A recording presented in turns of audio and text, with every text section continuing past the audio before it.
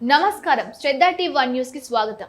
NRI TDP cell వారి ఆధ్వర్యంలో Australia, New Zealand దేశాలలో జరగబోయే మహానాడు 2026 కార్యక్రమానికి ముఖ్య అతిథిగా న్యూజిలాండ్ దేశం వెళ్లిన విజయనగరం పార్లమెంట్ సభ్యులు, తెలుగుదేశం పార్టీ జాతీయ అధికారి ప్రతినిధి శ్రీ కలిశెట్టి అప్పలనాయుడు ఒక ప్రకటన విడుదల చేస్తూ, జగన్మోహన్ రెడ్డి ఆధ్వర్యంలో వైసీపీ అరాచక విధ్వంస పాలనకు సమాధి కట్టి 2 ఏళ్లు పూర్తయిన సందర్భంగా గౌరవ ఎంపీ న్యూజిలాండ్ నుంచి మాట్లాడుతూ, వైసీపీ ప్రభుత్వ పాలనలో రాష్ట్ర అభివృద్ధి మార్గం నుంచి పూర్తిగా తప్పిపోయి అన్ని రంగాల్లో వెనుకబడిపోయిన దుస్థితి ఏర్పడింది.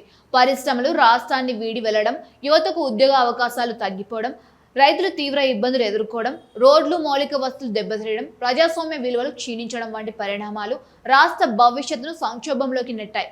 సంక్షేమం పేరుతో రాష్ట్రాన్ని అప్పుల ఊబిలోకి నెట్టడం, ప్రతిపక్ష నాయకులు మరియు సామాన్య ప్రజలపై కక్ష సాధింపు రాజకీయాలు చేయడం ప్రజలు ప్రత్యక్షంగా చూశారు.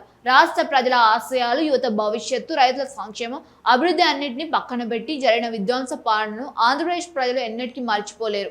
అందుకే 2024 సాధారణ ఎన్నికల్లో ప్రజలు చారిత్రాత్మక తీర్పు ఇచ్చి వైసీపీ ప్రభుత్వాన్ని గద్దెదించారన్నారు.